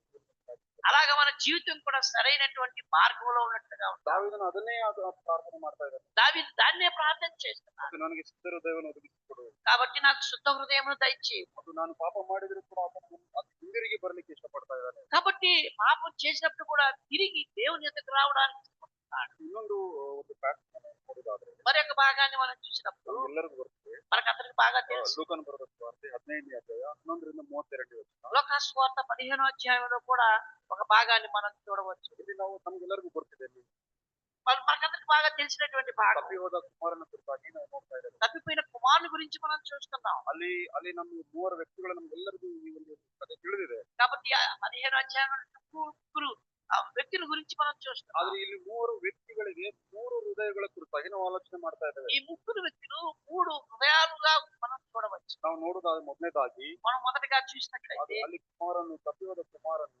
తప్పిపోయినటువంటి కుమారుడు ಆತನಿಗೆ ಎಂತ ಹೃದಯ ಇತ್ತು? ఎటువంటి హృదయం ఉంటా ఉంది? ಆತನಿಗೆ ಬಹಳ ಡಿಸೊಬೀಡಿಯಂಟ್, ಅವಿಧೇಯತೆ ತೋರಿಸುವಂತ ಹೃದಯ ಆತನಿಗೆ. అతను అవిధేయ హృదయంతో కూడినటువంటి కుమారుడుగా ఉన్నాడు. ತಂದೆಗೆ ತಿರುಗುಪಾటు ಮಾಡುವಂತ ಹೃದಯ ಆತನಲ್ಲಿ ಕಾಣ್ತಾ ఆ ಇದೆ. తండ్రికి తిరుగుబాటు చేసేటువంటి కుమారుడుగా ఉన్నాడు. ಮತ್ತು ಎರಡನೇದಾಗಿ రెండవదిగా ಅಲ್ಲಿ ತಂದೆಯ ಹೃದಯವನ್ನು ನೋಡುವುದಾದ್ರೆ తండ్రి హృదయాన్ని మనం ಅದು చూసినప్పుడు ಪ್ರೀತಿಸುವಂತ ಹೃದಯವಾಗಿರ್ತದೆ. అతడు ప్రేమించే హృదయం కలిగిన వాడుగా ಅದು ఉన్నాడు. ಮಾತ್ರವಲ್ಲದೆ అది మాత్రమే కాదు, ಕುಮಾರನು ತಿರುಗಿ ಬರುವಾಗ కుమారుడు తిరిగి వచ్చినప్పుడు ಅದನ್ನು ಕ್ಷಮಿಸಿ ಸೇರಿಸಿಕೊಳ್ಳುವಂತ ಹೃದಯ. అతడు క్షమించి తిరిగి చేర్చుకున్నటువంటి హృదయం. ಮತ್ತೆ ಮೂರನೇದಾಗಿ ನೋಡ್ತಾ ಇದ್ದೇವೆ, మూడవదిగా మనం ಅಲ್ಲಿ చూస్తున్నాం ಅಣ್ಣನು ಕೂಡ ಇದ್ದಾನೆ. అక్కడ పెద్దవాడైనటువంటి అన్న కూడా ఉన్నాడు. ಅಣ್ಣನಿಗೆ ಎಂತ ಹೃದಯ ಇದೆ ಅಂತಂದ್ರೆ అన్న ఎటువంటి హృదయం కలిగి ఉన్నాడు? ಗಟ್ಟಿಯಾದ ಹೃದಯ ಇದೆ. కఠినమైనటువంటి హృదయం ఉన్నది. ಮತ್ತು ಕ್ಷಮಿಸದೇ ಇರುವಂತ ಹೃದಯ ಆತನಲ್ಲಿದೆ. క్షమింప రానటువంటి హృదయం కలిగి ಅದು ఉన్నాడు. ಮಾತ್ರವಲ್ಲದೆ అది మాత్రమే కాదు, ಸೆಲ್ಫ್ ರೈಟಸ್ ನಾವು ವನೀತಿ ಇರುವಂತ ಹೃದಯ ಆತನಲ್ಲಿದೆ. స్వార్థపూరితమైన స్వనీతి కలిగినటువంటి హృదయం ನನ್ನ ఉన్నది. ತಮ್ಮನು ಇದೆಲ್ಲ ತಪ್ಪು ಮಾಡಿದ್ದಾನೆ, నా తమ్ముడు ఇన్ని తప్పులు చేశాడు, ನಾನೇನು ಮಾಡಿಲ್ಲ ಅಂತ ಆತನು ಹೇಳುವುದನ್ನು ನೋಡ್ತಾ ಇದ್ದೇವೆ. నేనేం చేయలేదు కదా అంటూ ఉన్నాడు. ವನೀತಿಯನ್ನು ವ್ಯಕ್ತಪಡಿಸುವಂತ ಹೃದಯ ಆತನಲ್ಲಿದೆ. స్వనీతిని కనపరుచుకునేటువంటి హృదయం ఉంటాం. ನಮ್ಮ ಹೃದಯ ಈ ಮೂರು ಹೃದಯಗಳಲ್ಲಿ ಯಾವುದು? ఈ మూడు హృదయాల్లో మన హృదయం దేనితో సరిగా ఉంటాం. ನಮ್ಮ ಹೃದಯ ಮೂರು ಒಂದಿಲ್ಲ ಒಂದು ರೀತಿಯಲ್ಲಿ ಇದು ಸೇರುವಂತದ್ದಾಗಿರ್ತದೆ. కాబట్టి ఏదో ఒక హృదయంతో చేరి ఉంటది మన హృదయం. ಅದಕ್ಕೋಸ್ಕರ ದಾವೀದನು ಪ್ರಾರ್ಥನೆ ಮಾಡ್ತಾರೆ. అందుకే దావీదు ప్రార్థన చేస్తున్నాడు. ಮತ್ತೆ ನನಗೆ ಇರುವಂತ ನನಗೆ ಅನ್ಡಿವೈಡೆಡ್ ಹಾರ್ಟ್ ಅನ್ನು ಕೊಡು. అందుకనే నాకు ఏక దృష్టిని కలుగు చేయము. ಏಕ ಮನಸ್ಸಿನಿಂದ ನಾನು ನಿನ್ನನ್ನು ನಿನ್ನ ಆಜ್ಞೆಗಳನ್ನು ಕೈಗೊಂಡು ನಡೆಯುವ ಹಾಗೆ ನಿನ್ನನ್ನು ನಡೆಸು. ఏక దృష్టి కలిగి నీ ఆజ్ఞలను అనుసరించినట్లు నాకు సహాయం చేయమంటున్నాడు. ದಾವೀದನ ಹೃದಯ ನೋಡಿದ್ರೆ ತಂದೆಯ ಹೃದಯವನ್ನು ನೋಡ್ತಾ ಇದ್ದಾರೆ. దావీదు యొక్క జీవితంలో తండ్రి హృదయాన్ని మనం ಆತನು ಪಾಪ ಮಾಡಿರುವಾಗ ಪಶ್ಚಾತ್ತಾಪದಿಂದ ಆತನು ಹಿಂದಿರುಗಿ ಬರ್ತಾ ಇದ್ದಾನೆ. కాబట్టి పాపం చేసినప్పటికీ తిరిగి పశ్చాత్తాపం పొంది తిరిగి దేవుని దగ్గరికి వస్తున్నాడు. ಅದು ಮಾತ್ರವಲ್ಲದೆ అది మాత్రమే కాదు, ಎರಡನೇ సమూయేలు 2వ గ్రంథంలో మనం చూసినప్పుడు 9వ అధ్యాయం 3 నుంచి కొన్ని వచనాలు చూసినప్పుడు రాజు యెహోవా నాకు దయ చూపినట్టుగా నేను ఉపకారము చేయటం సౌలు కుటుంబంలో ఎవడైనా ఒకడు శేషించి ఉన్నాడా అని అతను అడుగుతున్నాడు. యోనాతానుకు కాళ్ళు గల కుమారుడు రాజుతో మనం ದಾವೀದನು ಎಂತ ಹೃದಯವನ್ನು ವ್ಯಕ್ತಪಡಿಸ್ತಾ ಇದ್ದಾನೆ. దావీదు ఎటువంటి హృదయాలతో బయటపడుతున్నాడు? ಆತನು ಕ್ಷಮಿಸುವಂತ ಹೃದಯವನ್ನು ವ್ಯಕ್ತಪಡಿಸ್ತಾ ಇದ್ದಾನೆ. ಪ್ರೀತಿ ತೋರಿಸುವಂತ ಹೃದಯವನ್ನು ಆತನು ತೋರಿಸ್ತಾ ಇದ್ದಾನೆ. అతను క్షమించి ప్రేమ చూపించేటువంటి హృదయాన్ని ಮತ್ತು కనపడుతున్నాడు. ವೈರಿಯಾಗಿದ್ರು ಕೂಡ చూడండి, ఆ సౌలు శత్రువు అయినప్పటికీ కూడా ಮತ್ತು ಆತನ ಕುಟುಂಬದಲ್ಲಿ ಯಾರಾದರೂ ಇದ್ದಾರಾ ಅವರ ಮೇಲೆ ದಯ ತೋರಿಸಲಿಕ್ಕೆ ನನಗೆ ಇಷ್ಟವಿದೆ ಎಂದು ಹೇಳ್ತಾ ಇದ್ದಾನೆ. అటువంటి కుటుంబంలో ఎవరైనా ఉన్నారా వారి మీద నేను దయ చూపించడానికి అంటున్నాడు. ತಂದೆಯ ಹೃದಯವನ್ನು తండ్రి యొక్క హృదయాన్ని దావీదు యొక్క జీవితంలో మనం ಆತ ವಾಸ್ತವವಾಗಿ ತೋರಿಸಬೇಕಾಗಿರ್ಲಿಲ್ಲ. వాస్తవంగా వారి మీద దయ చూపడానికి అవసరం లేదు. ಸೌಲನ ಕುಟುಂಬದಿಂದ ದಾವೀದನಿಗೆ ಬಹಳವಾಗಿ ಹಿಂಸೆ ಅನುಭವ ಉಂಟಾಗ್ತಾ ಇರ್ತದೆ. సౌలు నుంచి దావీదుకి ఎన్ని కష్టాలు అనుభవించాడో మనకు తెలుసు. ಆದ್ರೂ ಕೂಡ ತಂದೆಯ ಹೃದಯವನ್ನು ದಾವೀದನ ಹೃದಯದಲ್ಲಿ ಕೊಡ್ತಾರೆ. అట్లయితే తండ్రి యొక్క హృదయాన్ని దావీదు యొక్క జీవితంలో మనం చూస్తాం. ಆತನು ಎದುರಾಗಿ ಕೇಳ್ತಾ ಇದ್ದಾನೆ, ದಯ ತೋರಿಸಲಿಕ್ಕೆ ಯಾರಾದರೂ ಇದ್ದಾರಾ ಅಂತ. కాబట్టి ఎవరైనా ఆ కుటుంబంలో దయ చూపినట్టు ఎవరైనా ఉన్నారా? ಮತ್ತು ಆತನು ಮುಂದಾಗಿ ಹೋಗಿ ಮಿಕ್ಕಿಪುತ್ರನಿಗೆ ಆ ದಯೆಯನ್ನು ತೋರಿಸಿ ಆಸ್ತಿ ಎಲ್ಲವನ್ನು ಹಿಂದಿರುಗಿ ಕೊಡ್ತಾನೆ. ఆ తర్వాత మనం చూసినట్లయితే మోసపోయిన పిలుచుకుని వచ్చి అతని మీద అతని ఆస్తిని అంతటి కూడా తిరిగి ఇప్పించినట్లుగా మనం ದಾವೀದನ ಹೃದಯ ತಂದೆಯ ಹೃದಯಕ್ಕೆ ಆತನು ಬಹಳವಾಗಿ ಪ್ರೀತಿಯನ್ನು ಕ್ಷಮಾಪಣೆ ಉಳ್ಳ ಹೃದಯ. కాబట్టి దావీదు యొక్క హృదయము తండ్రి యొక్క హృదయం లాగా బాగా క్షమించేటువంటి హృదయంగా మనం చూస్తున్నాం. ನಮ್ಮ ಹೃದಯ ಯಾವ ರೀತಿ ಇದೆ? అట్లయితే మన హృదయం ఎలాగా ఉంది? సొలొమోననంత హృదಯ సొలొమోను లాగా మన హృదయం ఉందా? ಅಥವಾ ತಂದೆಯಂತೆ ನಮ್ಮ ಹೃದಯ ಇದೆ? లేకపోతే తండ్రి అయినటువంటి ఆ తప్పిపోయిన కుమారుని తండ్రి అయినటువంటి హృదయం లాగుందా? ಅಥವಾ ಅಣ್ಣನಂತೆ ಸ್ವನೀತಿಯನ್ನು ನಾವು ಕಲಿಸ್ತಾ ಇದ್ದೇವೆ? లేకపోతే స్వనీతి కలిగినటువంటి హృదయం లాగా తప్పిపోయిన కుమారుడు అన్న హృదయం కలిగి ఉన్నామా?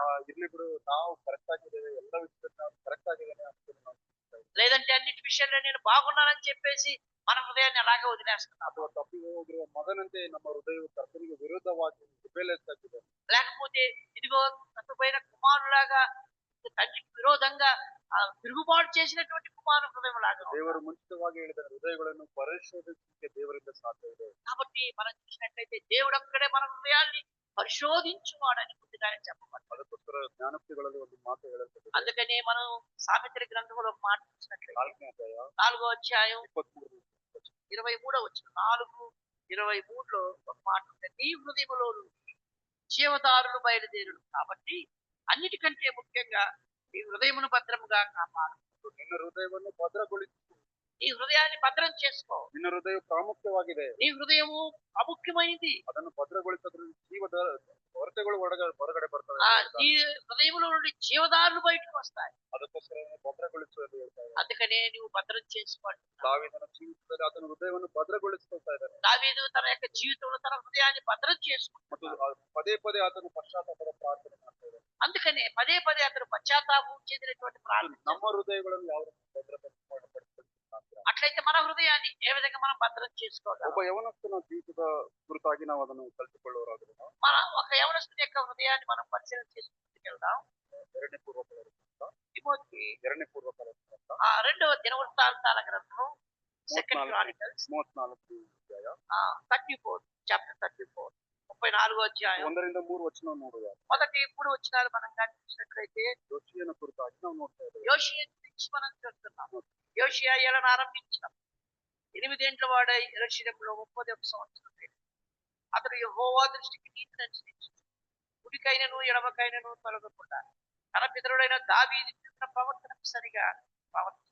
ನೋಡ್ರಿ, ಆತನ ಕುರಿತಾಗಿ ಏನಂತ ಬರೆಯಲ್ಪಟ್ಟಿದೆ? అతని గురించి ఏమి రాయబడ్డారు? ಚಿಕ್ಕ ವಯಸ್ಸಿನಿಂದ ಆತನು ರಾಜನಾಗಿರ್ತಾನೆ. చిన్న వయసు నుంచే అతడు రాజుగా ఉన్నాడు. ಆತನು ಮತ್ತು ನೋಡುವುದಾದ್ರೆ ಆತನು ಎಡಕ್ಕಾಗ್ಲಿ ಬಲಕ್ಕಾಗ್ಲಿ ಆತನು ತಿರುಗಲಿಲ್ಲ ಎಂದು ನೋಡ್ತಾ ಇದ್ದೇವೆ. కుడికైనను ఎడమకైనను తిరుగునటువంటి వాడు. ನೀವು ವಿಶೇಷವಾಗಿ ಗಮನದಲ್ಲಿಟ್ಕೊಳ್ರಿ, మీరు విశేషంగా గమనంలో పెట్టుకోండి. ಅಲ್ಲಿ ದಾವೀದನ ಮಾರ್ಗದಲ್ಲಿ ಎಂದು ಬರೆಯಲ್ಪಟ್ಟಿದೆ. అది దావీదు యొక్క ప్రవర్తనకు సరిగా అని చూస్తున్నాం. ನೋಡ್ರಿ, ನಮ್ಮ ಕುರಿತಾಗಿ ಹೇಳ್ಬೇಕಂದ್ರೆ ನಮ್ಮ ತಂದೆಯ ಕುರಿತಾಗಿ, ನಮ್ಮ ತಾತಂದ್ರ ಕುರಿತಾಗಿ ಹೇಳ್ತಾರೆ. మన గురించి చెప్పినప్పుడు మన తండ్రి గురించి తాతని గురించి చెప్తారు. ಆದ್ರೆ ಇಲ್ಲಿ ನೋಡ್ರಿ, ಅವ್ರ ತಂದೆ ಕುರಿತಾಗಿ ತಾತನ ಕುರಿತಾಗಿ ಹೇಳ್ತಾ ಇಲ್ಲ. అయితే ఇక్కడ చూసినట్లయితే తండ్రి గురించి తాతని గురించి కాదు.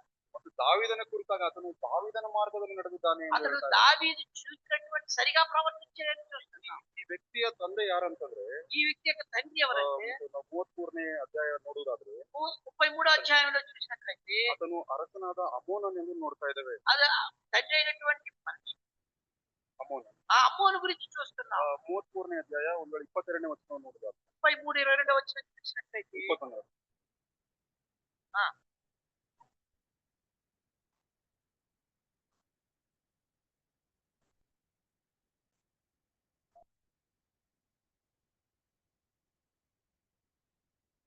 ಅಮೋನನ ತಂದೆಯಾದ ಮನಸ್ಸೆ ಯೆಹೋವನ ಮುಂದೆ ತನ್ನನ್ನು ತಾನು ತಗ್ಗಿಸಿಕೊಂಡನಷ್ಟೇ. ಅಮೋನನಾದರೂ ತನ್ನನ್ನು ತಗ್ಗಿಸಿಕೊಳ್ಳದೆ ಮಹಾಪರಾಧಿಯಾದನು. కాబట్టి తన తండ్రి అయిన మనిషి కూడా పుట్టినట్టు యెహోవా సన్నిధిలో పశ్చాత్తాపం కాకుండా ఆమోను అంతకంతకు ఎక్కువ ద్రోహ కార్యాలు చేస్తున్నాడని. ನೋಡ್ರಿ, ಈ ದೋಷಯನ ತಂದೆ ಯಾರಾಗಿದ್ದಾನೆ? ಅಮೋನನಾಗಿರ್ತಾನೆ. యోషియా తండ్రి ఆమోనై ఉన్నాడు. ಆತನ ಕುರಿತಾಗಿ ಏನಂತ ಬರೆಯಲ್ಪಟ್ಟಿದೆ? అతని గురించి రాయబట్టి మాట్లాడి ಆತನು ಮಹಾಪರಾಧಿಯಾದನು, ಆತನು ತನ್ನನ್ನು ತಾನು ತಗ್ಗಿಸಿಕೊಳ್ಳಿಲ್ಲ ಎಂದು ನೋಡ್ತಾ ಇದ್ದಾನೆ. అతను ఎక్కువ ద్రోహ కార్యాలు చేసి తగ్గించుకున్నవాడు కాదు. ಮತ್ತು ಮನಸ್ಸೇ ಕುರಿತಾಗಿ ನಾವು ಆಲೋಚನೆ ಮಾಡುವುದಾದ್ರೆ మనిషి గురించి మనం ಹಿಂದಿರುಗಿ ನಾವು ಒಂದು ವೇಳೆ 32ನೇ ವಚನವನ್ನು 33ನೇ ವಚನದಲ್ಲಿ ಬರೆಯಲ್ಪಟ್ಟೆ, 33ನೇ ಅಧ್ಯಾಯದಲ್ಲಿ ಬರೆಯಲ್ಪಟ್ಟೆ 33వ అధ్యాయంలో రాయబడ్డది. ನೀವು ಮನೆಗೆ ಹೋಗಿ ನೋಡ್ರಿ, మీ ఇంటికి వెళ్ళి దాన్ని చదవండి. ಮತ್ತು ಇಡೀ ಎಲ್ಲರಿಗಿಂತ ದುಷ್ಟನಾದ ಅರಸನು ಈತನಾಗಿರ್ತಾನೆ. అందరికంటే దుష్టుడైనటువంటి రాజుగా ఉంటున్నాడు. ಆತನು 12 ವರ್ಷಕ್ಕೆ ಆತನು ಪಟ್ಟಕ್ಕೆ ಬಂದಾಗ್ಲಿಲ್ಲ. అతను 12 సంవత్సరాలకే రాజ్య పరిపాలన చేయడానికి ಆತನು 52 ವರ್ಷ ದೀರ್ಘವಾಗಿ ಆಳ್ವಿಕೆ ಮಾಡ್ತಾನೆ. 52 సంవత్సరాలు సుదీర్ఘంగా పరిపాలన చేశాడు. ಆತನು ಮಾಡಬೇಕಾಗಿರುವಂತ ಎಲ್ಲ ಭ್ರಷ್ಟ ಕಾರ್ಯವನ್ನು ಆತನು ಮಾಡ್ತಾನೆ. అతను చేసినటువంటి అన్ని ద్రోహ కార్యాలు చేశాడు. ಮತ್ತು ಅದು ಮಾತ್ರವಲ್ಲದೆ ಎಲ್ಲ ಇಸ್ರಾಯೇಲರನ್ನು ಅನ್ಯ ದೇವತೆಗಳ ಕಡೆಗೆ ತಿರುಗಿಸ್ತಾನೆ. అతడు ఆ ఇశ్రాయేల్ అందరినీ కూడా అన్ని దేవతలకు పూజించినట్టు చేశాడు. ಅದು ಮಾತ್ರವಲ್ಲದೆ ಸ್ವಂತ ಕುಮಾರರನ್ನು ಯಜ್ಞಕ್ಕೆ ಆತನು ಒಪ್ಪಿಸಿಕೊಡ್ತಾನೆ. అంత మాత్రం తన సొంత కుమారుడే యజ్ఞ అర్పణలు అర్పించినట్టుగా ನೋಡ್ರಿ ಈ ಮತ್ತು ಹೊಷಿಯನ ಮತ್ತು ನೋಡೋದಾದ್ರೆ ಆತನಿಗೆ ಎಂತ ಹಿಸ್ಟ್ರಿ ಇದೆ ಅಂತಂದ್ರೆ, కాబట్టి ఆ యోషియా వెనక్కి తిరిగి చూసినప్పుడు ఎటువంటి చరిత్ర ఉన్నది. ತಂದೆ ಗರ್ವಿಷ್ಠನಾಗಿದ್ದಾನೆ. తండ్రి గర్విష్ఠుడుగా ఉన్నాడు. ಮತ್ತು ತಾತ ನೋಡೋದಾದ್ರೆ ಮತ್ತು ಬಹಳವಾಗಿ ಆತನು ಭ್ರಷ್ಟನಾಗಿದ್ದಾನೆ. తన తాతని చూసినప్పుడు భ్రష్టుడైనటువంటి తాతగా ఉన్నాడు. ಆದ್ರೆ ನೋಡುವುದಾದ್ರೆ ಯೋಚನೆ ಆ ಒಂದು ಮಾರ್ಗದಲ್ಲಿ ಆತನು ನಡೆಯುತ್ತಿಲ್ಲ. అట్లయితే యోషియా వారి మార్గాల్లో నడిచిన వాడు కాదు. ಆದ್ರೆ ದೇವರು ಇಚ್ಛಿಸುವಂತ ದಾವೀದರ ಮಾರ್ಗದಲ್ಲಿ ದಾವೀದನ ಮನಸ್ಸಿನಂತೆ ಆತನು ನಡೀತಾ ಇದ್ದಾನೆ. అట్లయితే దేవుడు ఇష్టపడినటువంటి దావీదు మార్గంలో నడిచిన వాడు. ಮತ್ತು ನಾವು ಮುಂದೆ ನೋಡೋದಾದ್ರೆ ముందుకు చూసినట్లయితే ಮೂರನೇ తన ఏలుబడి ఎందు 8వ సంవత్సరం తన ఇంకెను బాలుడై ఉండగానే అతను తన పితరుడైన దావీదు యొక్క దేవుని ఎందు విచారించుకుంటూ కూలిపోయేవాడై 12వ సంవత్సరము ఏట తన ఉన్నత స్థలములను దేవతా స్తంభములను పడగొట్టి చక్కెర విగ్రహములను మూత విగ్రహములను తీసివేసి యోధా దేశమును యెరూషలేమును పవిత్రం చేయడానికి ప్రారంభించాడు. ನೋಡ್ರಿ 8ನೇ ವರ್ಷ ಆಳ್ವಿಕೆ ಅಂತ 8వ సంవత్సరాలు ಬಹಳ పరిపాలన ಸಣ್ಣ ಏಜ್ ನಲ್ಲಿ ಆತನು ಬಂದಿದ್ದಾನೆ. అతను చాలా చిన్న వయసులోనే పరిపాలన ಆತನು ಏನ್ ಮಾಡ್ತಾ ಇದ್ರೆ ಉನ್ನತ ಸ್ಥಳಗಳನ್ನು ಅಲ್ಲಿ ಕಡಿಮೆ ಆಗ್ತಾ ಇದ್ದಾನೆ. అక్కడ ఉన్నటువంటి ఉన్నత స్థలం మీద విగ్రహాలను తీసివేయించాడు. ಪ್ರಿಯ ಸಹೋದರ ಸಹೋದರಿ,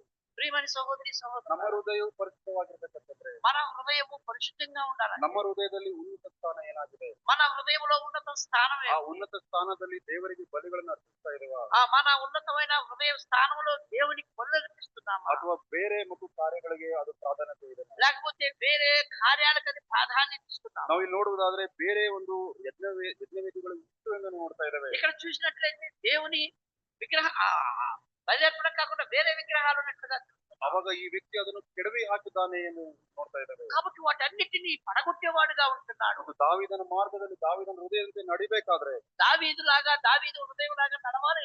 ಮತ್ತು ಆ ಒಂದು ಯಜ್ಞವೇದಿಗಳನ್ನು ಕೆಡವಿ ಹಾಕಬೇಕಾಗಿದೆ. అక్కడ ఉన్నటువంటి ఆ బలిపీఠాలని పడగొట్టాలి. ಮತ್ತು ಅದು ಮುಂದೆ ನೋಡುವುದಾದ್ರೆ అక్కడ ముందుగా చూసినట్లయితే ಅವನು ಇನ್ನೊಂದು ಕಾರ್ಯವನ್ನು ಮಾಡ್ತಾನೆ. 8ನೇ ವಚನ.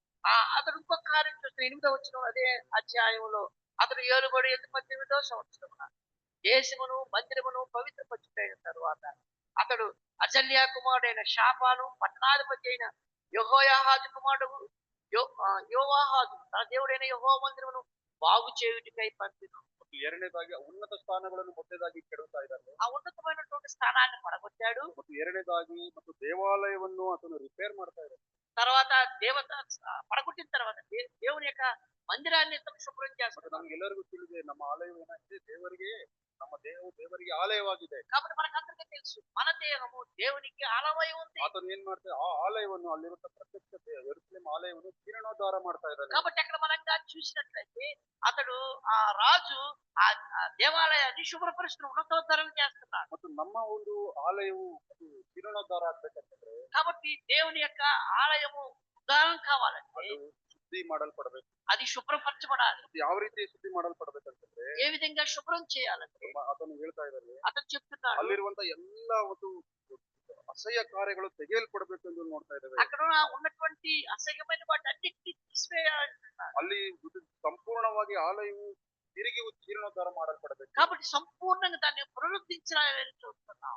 ಆ ಕಾರ್ಯವನ್ನು ಮತ್ತು ಈ ವ್ಯಕ್ತಿ ಮಾಡ್ತಾ ಇದ್ದಾನೆ. ఆ కార్యాన్ని ఈ వ్యక్తి చేస్తున్నాడు. ನಮ್ಮ ಒಂದು ಆಲಯವು ಸರಿಯಾಗಿ ದೇವರಲ್ಲಿ ಇರಬೇಕಂತ మన ఆలయము దేవుని ఎదుట సరిగా ఉండాలంటే ಮತ್ತು ಉನ್ನತ ಸ್ಥಾನಗಳನ್ನು ಕೆಡವಿ ಹಾಕ್ತಾ ಇದ್ದೀವಿ. ఉన్నత స్థానంలో వాటిని తీసివేయాలి. ಅವಾಗ ಮಾತ್ರ ದಾವೀದನಿಗಿರುವಂತ ಹೃದಯವು ನಮಗೂ ಕೂಡ ನಾವು ಮುಂದುವರಿಕೆ ಸಾಧ್ಯವಾಗ್ತದೆ. కాబట్టి అటువంటి హృదయము దావీదుకున్న హృదయం మనం కలిగి ఉంటాం. ದಾವೀದನ ಹೃದಯ ದೇವರಿಗೆ ಬಹಳ ಇಷ್ಟಕರವಾಗಿತ್ತು ಎಂದು ನೋಡ್ತಾ ಇದ್ದೇವೆ. దావీదు యొక్క హృదయము దేవునికి చాలా ఇష్టపూర్వకమైనది.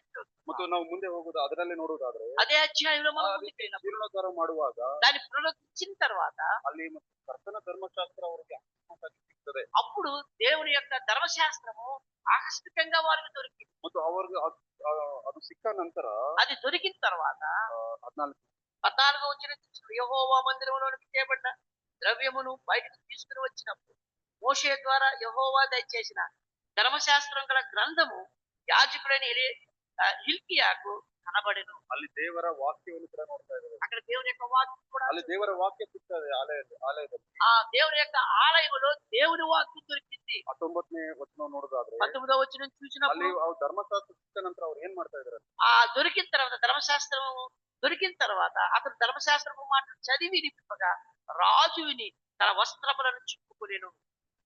ఆ తర్వాత హిల్కియాను, షాపాను కుమారుడైన అహీకామును, మీకా కుమారుడైన అబ్దోనునకును, శాస్త్రియకు షాపానునకును, రాజు సేవకుడైన ఆసియాకును ఈలాగున ఆజ్ఞ ఇచ్చాను. మీరు వెళ్ళి దొరికిన ఈ గ్రంథములోని మాటల విషయమై నా కొరకును ఇశ్రాయేలు యూదా వారిలో శేషించిన వారి కొరకును యెహోవా యొద్ద విచారించింది. మన పితరులు ఈ గ్రంథమునందు వ్రాయబడిన సమస్తమును అనుసరింపకయు యెహోవా ఆజ్ఞలు గైకొనుట కనుక యెహోవా కోపము మన మీదకి అత్యధికముగా వచ్చి ఉన్నది. ನೋಡ್ರಿ, ಆ ರಾಜನ ಏನ್ ಮಾಡ್ತಾ ಇದ್ದಾನೆ? ಪಶ್ಚಾತ್ತಾಪದಿಂದ ಆತನು ಪ್ರಾರ್ಥನೆ ಮಾಡ್ತಾ ಇದ್ದಾನೆ. ఆ రాజు పశ్చాత్తాపంతో ప్రార్థన ನಮ್ಮ చేస్తున్నాడు. ಪೂರ್ವಿಕರು, ನನ್ನ ತಂದೆ ತಾಯಿ ಮತ್ತು ತಂದೆಗಳು ಆಗಿರ್ಬೋದು, ತಾತಂದ್ರು ಈ ರೀತಿ ತಪ್ಪನ್ನು ಮಾಡಿದ್ದಾರೆ. మన పితరులైనటువంటి వారు మా నాన్న తండ్రి ఈ తప్పు చేశారు. ಆದ್ರೆ ಅದು ನನಗೋಸ್ಕರ ನೀವು ಪರ್ಸನಲಿ ವಿಚಾರಣೆ ಮಾಡ್ರಿ. నా కొరకు మీరు దేవుని యొక్క విచారించండి. ಮತ್ತು ವಿಚಾರಣೆ ಆದ ನಂತರ మీరు విచారించిన తర్వాత ಅಲ್ಲಿ ಪಶ್ಚಾತ್ತಾಪದ ಹೃದಯ ಆ ಒಂದು ರಾಜನಲ್ಲಿ ಮತ್ತು ಇತರಲ್ಲಿ ನಾವು ನೋಡ್ತಾ ಇದ್ದೇವೆ. కాబట్టి రాజుతో సహా అటువంటి వారందరికీ పశ్చాత్తాపం హృదయం ಮತ್ತು కలిగి ಓಶೆಯನ್ನು ಚಿಕ್ಕ ವಯಸ್ಸಿನಿಂದಲೇ ಮತ್ತು ಕರ್ತನ ಮಾರ್ಗದಲ್ಲಿ ಸಾವಿನ ಹೃದಯವಂತೆ ಆತನ ನಡೆಸಲು ಪ್ರಾರಂಭ ಮಾಡ್ತಾರೆ. యోషియాని గురించి మనం చూసినప్పుడు చిన్న వయసు నుంచే అతడు దేవుని ఎడల ఎటువంటి హృదయం కలిగి ఉన్నాడు. ಅದು ಮಾತ್ರದಲ್ಲಿ ಎರುಕಲಿನಿಂದ ಎಲ್ಲರನ್ನು ಆತನು ತಿರುಗಿ ಒಡಂಬಡಿಕೆಯನ್ನು ಮಾಡುತ್ತಾ ಇದ್ದಾನೆ. కాబట్టి యెరూషలేములో ఉన్న వారందరితో కూడా తిరిగి నిబంధన చేస్తూ ఉన్నాడు. ಮತ್ತು ಯಾವ ದೇವತೆಗಳಿಗೆ ನಾವು ಬಲಿಯನ್ನು ಅರ್ಪಿಸಬೇಕಾಗಿಲ್ಲ. ఏ దేవునికి మనం బలి అర్పించాల అవసరం లేదు. ಕರ್ತನಾದ ದೇವರು ಮಾತ್ರ ದೇವರಾಗಿರ್ತಾನೆ. దేవుడైన యెహోవాయే దేవుడై ఉన్నాడు. ಮತ್ತು ಆತನಿಗೆ ಮಾತ್ರ ನಾವು ಎಲ್ಲ ಬಲಿಗಳನ್ನು ಅರ್ಪಿಸಿ ಆತನು ಒಡಂಬಡಿಕೆ ತಿರುಗಿ ಒಡಂಬಡಿಕೆ ಮಾಡೋದನ್ನ కాబట్టి ఆయన్నే మనం ఆరాధించాలి, స్తుతించాలని తిరిగి ఒడంబడిక చేస్తూ ఉన్నారు. ಈ ರೀತಿಯಲ್ಲಿ ಶ್ರೇಷ್ಠವಾದ ಕಾರ್ಯವನ್ನು ಮಾಡ್ತಾ ಇದ್ದಾನೆ. ఇటువంటి శ్రేష్టమైన కార్యాన్ని ఇదిగో ఈ వ్యక్తి చేస్తున్నారు. ನಮ್ಮ ಹೃದಯಗಳನ್ನು ಆಲೋಚನೆ ಮಾಡೋಣ. అట్లయితే మన హృదయాన్ని ಈ ಯವನಸ್ಸು ನಮಗೆ ಕಲಿಸಿಕೊಡುವ ಕಾರ್ಯ ಏನಂತಂದ್ರೆ, ఈ అవస్థలు మనకు నేర్పే మాట. ನಮ್ಮ ಹೃದಯದಲ್ಲಿರುವಂತಹ ಉನ್ನತ ಸ್ಥಾನಗಳಲ್ಲಿ ಯಾರಿಗೆ ಸ್ಥಾನ ಇದೆ? కాబట్టి మన హృదయంలో ఉన్నతమైన స్థానంలో ఎవరున్నారు? ಒಂದ್ ವೇಳೆ ಇತರ ಕಾರ್ಯಗಳಿಗೆ ಬಹಳ ಪ್ರಾಮುಖ್ಯ ಸ್ಥಾನ ಇದೆ, లేకపోతే ఇతర కార్యాలకి ఎక్కువ స్థానం ఉందా? ಇತರ ವ್ಯಕ್ತಿಗಳಿಗೆ ಹೆಚ್ಚಾಗಿ ಸ್ಥಾನ ಇದೆ, లేకపోతే ఇతర వ్యక్తులకి ఎక్కువ స్థానం ఉందా? ಮತ್ತು ದೇವರನ್ನು ಹೊರತಾಗಿ ನಾವು ಯಾವುದನ್ನು ಹೆಚ್ಚಾಗಿ ಇಷ್ಟಪಡ್ತೇವೋ ಅದೇ ವಿಗ್ರಹವಾಗಿರ್ತದೆ. కాబట్టి దేవుని కన్నా కూడా ఎక్కువగా ఏదైతే మనం ప్రేమిస్తామో అదే విగ్రహం. ಅದೇ ನಮ್ಮ ಹೃದಯದಲ್ಲಿ ವಿಗ್ರಹದಂತೆ ಕೂತುಕೊಳ್ಳುವಂತದ್ದಾಗಿರ್ತದೆ. అదే మన హృదయంలో విగ్రహంగా కూర్చునేదిగా ಆ ಉನ್ನತ ಸ್ಥಾನದಲ್ಲಿ ಏನಿದೆ? అట్లయితే ఆ ఉన్నత స్థానంలో ఏముంది? ಒಂದ್ ವೇಳೆ ಒಂದು ದೇವರಿಗೆ ಅಹಿಷ್ಟವಾದ ಕಾರ್ಯಗಳಿರುವುದಾದ್ರೆ ಅದನ್ನ ಕೆಡವಿ ಹಾಕಿ, అట్లయితే దేవునికి అయిష్టమైన కార్యాలు ఉన్నట్లయితే వాటిని మనం త్రోసివేయాలి. ದೇವರ ಆಲಯವಾಗಿರೋ ಈ ದೇಹವು ಜೀರ್ಣೋದ್ಧಾರ ಆಗ್ಬೇಕಾದ್ರೆ ಆ ಉನ್ನತ ಸ್ಥಾನಗಳು ಕೆಡಬೇಕಾಗ್ತದೆ. మన యొక్క దేహము మరలా తిరిగి పునరుద్ధరించాలంటే ఇదిగో వాటన్నిటిని పడగొట్టాల్సిందిగా ఉంటాం. ಇನ್ನೊಂದು, ಆತನು ಮಾಡಿರೋ ಆತನ ಈ ರೀತಿಯಲ್ಲಿ ಶ್ರೇಷ್ಠವಾದ ಕಾರ್ಯಗಳನ್ನು ಚಿಕ್ಕ ವ್ಯಕ್ತಿ ಆತನು ಗಮನಸ್ಥನಾಗಿದ್ರು ಕೂಡ ಈ ಕಾರ್ಯವನ್ನು ಮಾಡ್ತಾನೆ. చిన్న వయసులోనే ఉండి ఇదిగో గొప్ప కార్యాలు చేసిన వాడిగా ఈ రాజు ఉంటా ఉన్నాడు. ಹಿಜ್ಕೀಯನ ಪ್ರವಾದನೆ ಗ್ರಂಥ మన యెహెజ్కేలు గ్రంథము మనం చూసినట్లయితే 11వ అధ్యాయం 19వ వచనం. 11 యెహెజ్కేలు 11:19.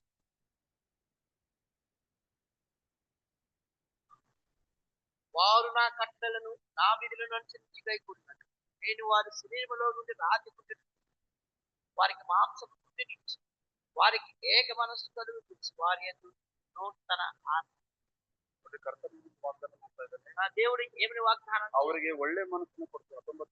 19వ వచనంలో ಅವರು ನನ್ನ ನಿಯಮಗಳನ್ನು ಅನುಸರಿಸಿ ನನ್ನ ವಿಧಿಗಳನ್ನು ಕೈಗೊಂಡು ನೆರವೇರಿಸಲು ನಾನು ಅವರಿಗೆ ಒಂದೇ ಮನಸ್ಸನ್ನು ದಯಪಾಲಿಸಿ ನೂತನ ಸ್ವಭಾವವನ್ನು ಅವರಲ್ಲಿ ಹುಟ್ಟಿಸುತ್ತೇನೆ. ಕಲ್ಲಾದ ಹೃದಯವನ್ನು ಅವರೊಳಗೆ ತೆಗೆದು ಮೃದುವಾದ ಹೃದಯವನ್ನು ಅವರಿಗೆ ಅನುಗ್ರಹಿಸಿ ವಾಗ್ದಾನ ಮಾಡ್ತಾರೆ. ఇక్కడ దేవుడు వాగ్దానం ఇస్తూ ఉన్నాడు. ಆತನ ಏನ್ ಮಾಡ್ತಾ ಇದ್ದಾನೆ? ನಾನು ಅನ್ಡಿವೈಡೆಡ್ ಇಂಗ್ಲಿಷ್ ನೋಡಿದವರು I will grant them an undivided heart. కాబట్టి ఏక దృష్టి ఏక మనస్సు అది ఇతర వాది కదా, ఏక దృష్టి కలిగినటువంటి హృదయాన్ని దావీದನೊಂದು ಅದೇ ಪ್ರಾರ್ಥನೆಯನ್ನು ಮಾಡಿದ್ದಾನೆ. దావీదు కూడా ప్రార్థన చేశాడు. ಆ ಒಂದು ಕರ್ತನು ನನಗೆ ವಾಗ್ದಾನವಾಗಿ ಕೊಡ್ತಾ ಇದ್ದೇನೆ, ನಿಮಗೆ ಅನ್ಡಿವೈಡೆಡ್ ಹಾರ್ಟ್ ಅನ್ನು ಕೊಡ್ತೇನೆ. కాబట్టి మీకు ఏక మనసును కలిగిస్తానని దేవుడు కూడా చెప్తాడు. ఉన్నాడు. ಮತ್ತು ಕಲ್ಲಾದ ಹೃದಯವನ್ನು ತೆಗೆದು ನಿಮ್ಗೆ ಮೃದುವಾದ ಹೃದಯವನ್ನು ಕೊಡ್ತಾನೆ. రాతి గుండెని తీసివేసి మాంసపు గుండెని ಮತ್ತು ఇస్తానంటున్నాడు. ಕರ್ತನು ಹೇಳ್ತಾ ಇದ್ದಾನೆ, ప్రభు చెప్తున్నాడు. ಮತ್ತು ನಿನ್ನ ಹೃದಯವನ್ನು ನೀನು ಭದ್ರಗೊಳಿಸಿಕೋ, ಅದು ಬಹಳ ವಂಚನಕರವಾಗಿದೆ. కాబట్టి అందుకనే చెప్తున్నాడు, నీ హృదయం జాగ్రత్తగా పెట్టుకో, అది చూసినట్టు మోసకరమైనట్టుది. ಮತ್ತು ನಿನ್ನ ಆಲಯದಲ್ಲಿ, ನಿನ್ನ ದೇವರ ಆಲಯದಲ್ಲಿ ಧರ್ಮಶಾಸ್ತ್ರ ಕೂಡ ಇರಬೇಕು. కాబట్టి నీ ఆలయంలో ధర్మశాస్త్రం కూడా ఉండాలి. ಉನ್ನತ ಸ್ಥಾನಗಳು ಕೆಡವಲ್ಪಡಬೇಕು. ఆ ఉన్నత స్థానాలు పడగొట్టాలి. ಅದು ಮಾತ್ರ ಅಲ್ಲದೆ అంత మాత్రమే కాదు, ಕರ್ತನು ಮತ್ತು ಹಿಂದಿರುಗಿ ಜ್ಞಾಪಕ ಮಾಡ್ತಾ ಇದ್ದಾನೆ. తిరిగి మొదటి జ్ఞాపకం చేస్తున్నాడు. ಪ್ರಕಟಣೆ 3ನೇ ಅಧ್ಯಾಯ 20ನೇ ವಚನ ನೋಡೋದಾದ್ರೆ, ప్రకటన గ్రంథం 3వ అధ్యాయం 20వ వచనంలో, ಕರ್ತನ ನಮ್ಮ ಹೃದಯದ ಬಾಗಿಲಿನ ಮುಂದೆ ನಿಂತು ಏನ್ ಮಾಡ್ತಾ ಇದ್ದಾನೆ, కాబట్టి ತಟ್ತಾ ಇದ್ದಾನೆ. కాబట్టి మన హృదయం అనే తలుపు దగ్గర నిలబడుకుని ఆయన తట్టు ఉన్నాడు. ಆತನು ತಟ್ತಾ ಇದ್ದಾನೆ. ఆయన తట్టు ఉన్నాడు. ಯಾವನಾದರೂ ನನ್ನ ಶಬ್ದವನ್ನು ಕೇಳಿ ಬಾಗಿಲನ್ನು ತೆರೆದರೆ ನಾನು ಒಳಗೆ ಬಂದು ಅವನ ಸಂಗಡ ಊಟ ಮಾಡುವೆನು, ಅವನ ಸಂಗಡ ಊಟ ಮಾಡುವೆನು. ఎవడైనా నా స్వరం విని తలుపు తీసినాడ, నేను అతని వద్దకు వచ్చి అతనితో నేను నాతో కూడా అతడు భోజనం వచ్చి. ನನ್ನ ಹೃದಯ ಸರಿಯಾಗಿರುವುದಾದ್ರೆ, నా హృదయం సరిగా ఉన్నది. ನಾನು ಮುಂದೆ ಹೋಗುವಂತ ಡೈರೆಕ್ಷನ್ ಸರಿಯಾಗಿರುವುದಾದ್ರೆ, నా ముందు వెళ్ళేటువంటి డైరెక్షన్ మార్గదర్శనం సరిగా ఉండాలి. ಒಂದ್ ವೇಳೆ ನನ್ನ ಹೃದಯ ಆ ಒಂದು ತಿರುಗುಪಾಟು ಮಾಡುವಂತ ಕುಮಾರನಂತಿದೆ ನಾನು, లేకపోతే తిరుగుబాటు చేసినటువంటి ఆ చిన్న కుమారుని హృదయంలాగా ఉండాలి. ಅಥವಾ ನನ್ನ ಆ సహోదರనంತೆ ಸ್ವನೀತಿಯನ್ನು ನಾವು ನೋಡ್ತಾ ಇದ್ದೇವೆ, లేకపోతే పెద్ద కుమారులాగా స్వనీతి కలిగిన హృదయం కలిగి ಅಥವಾ ఉండాలి. ಸೊಲೊಮೋನನಂತೆ ಪ್ರಾರಂಭದಲ್ಲಿ ಒಳ್ಳೆಯ ಹೃದಯವನ್ನು ಇಟ್ಕೊಂಡು ಕಡೆದಾಗಿ ನಾವು ಮತ್ತು ಹೃದಯವನ್ನು ಕೆಡಿಸಿದ ವ್ಯಕ್ತಿಗಳಾಗಿದ್ದೇವೆ. సొలొమోను లాగా ప్రారంభంలో సరిగా ఉండి చివరికి చెడిపోయిన హృదయం కలిగి ఉన్నాము. ಆದ್ರೆ ದಾವೀದನ ಹೃದಯವು ಬಹಳ ದೇವರಿಗೆ ಇಷ್ಟಕರವಾಗಿದೆ. అట్లయితే దావీదు యొక్క హృదయం ఇష్టపూర్వకమైన హృదయం. ಅಂತ ಒಂದು ಹೃದಯವನ್ನು ಆತನು ಕೇಳಿ ಪಡ್ಕೊಂಡಿದ್ದಾನೆ. అటువంటి హృదయం అతడు అడిగి పొందాడు. ಅಂತ ಹೃದಯವನ್ನು ದೇವರು ನಮಗೂ ಕೊಡ್ಲಿಕ್ಕೆ ಆತನು ಸಮರ್ಥನಾಗಿದ್ದಾನೆ. కాబట్టి అటువంటి హృదయం మనకు ఇవ్వడానికి దేవుడు ಅದನ್ನು సమర్థుడు. ದೇವರು ನಾನು ಕೊಡ್ತೇನೆ ಎಂದು ಹೇಳಿದ್ದಾನೆ. ఆయన మనకి ఇచ్చేవాడుగా ఉన్నాడు. ಅಂತ ಹೃದಯವನ್ನು ನಾವು ಪಡೆದುಕೊಂಡವರಾಗಿ అటువంటి హృదయాన్ని మనం పొంది ದಾವೀದನಂತೆ మనం దావీదులా. ದಾವೀದನು ದೇವರಿಗೆ ಹೃದಯಾನುಸಾರವಾಗಿ ಸಾಕ್ಷಿಯನ್ನು ಕೇಳ್ತಾರೆ. కాబట్టి దావీదు ఇష్టానుసారం హృదయానుసారుడైనటువంటి హృదయం కలిగిన వాడు దావీదు అని ಅಂತ చెప్పాడు. ಒಂದು ಸಾಕ್ಷಿಯನ್ನು అటువంటి సాక్ష్యాన్ని మనం పొందేవారు. దేవుడు ఈ మాటలు ఆశ్రయించి మా మధ్యలో ఉన్న సామ్య, జోసఫ్, శ్యాము మనం ప్రార్థన చేస్తాం. ప్రార్థన చేసిన తర్వాత మనం స్నాక్స్కి వెళ్దాం. శ్రేష్టమైన మాటలు